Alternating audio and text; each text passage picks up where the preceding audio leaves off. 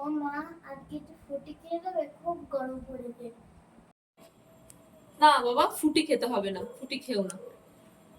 না মা, তুমি শোনো, মা ঠান্ডা খেতে প্রচুর ইচ্ছে করছে, তাই না, দাও না। না, তাহলে যখন তোমার খেতে ইচ্ছা করছে, আমি এখন দোকান থেকে ফুটি কিনে আনবো না। তাহলে আমি তোমাকে ঘরেই একটা ঠান্ডা ঠান্ডা জিনিস বানিয়ে দিচ্ছি। কি বলো না মা, কি কি? সারপ্রাইজ। নমস্কার, অর্পিতার ভালোবাসার হেসেলে আপনাদের স্বাগত। আজকে রোদ্দুরের বায়না, সে ঠান্ডা কিছু খাবে।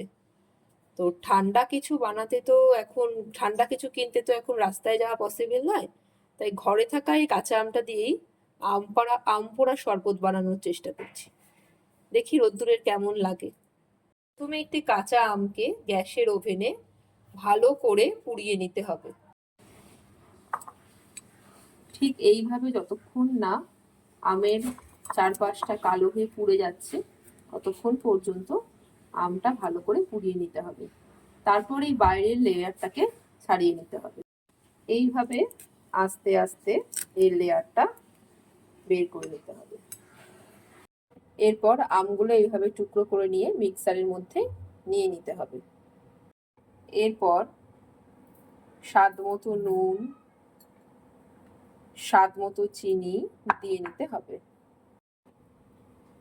যতটা বানানো হবে, যত গ্লাসের প্রয়োজন, ততটা জল মিশিয়ে নেওয়া হবে। এরপর এটা মিক্সিতে গ্রাইন্ড করে নেওয়া হবে।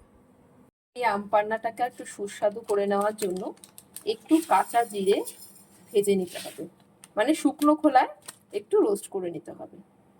ড্রাই রোস্ট করে এই জিরেগুলোকে এবার একটু গুঁড়িয়ে নিতে হবে। এবার এই মিক্সারটার মধ্যেই এই জিরে গুঁড়োগুলো আস্তে আস্তে করে দিয়ে দিতে হবে, দিয়ে আর একটু ব্লেন্ড করে নিতে হবে। এবার ডেকোরেশনের পালা।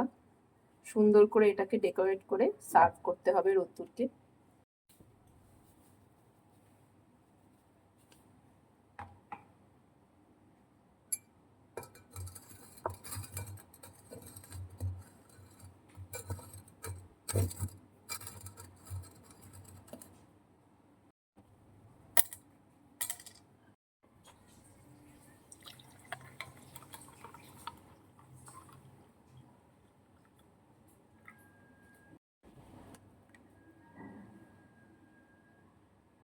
দেখো তো রোদ্দুর, মার বানানো এই ঠান্ডাটা কেমন হয়েছে।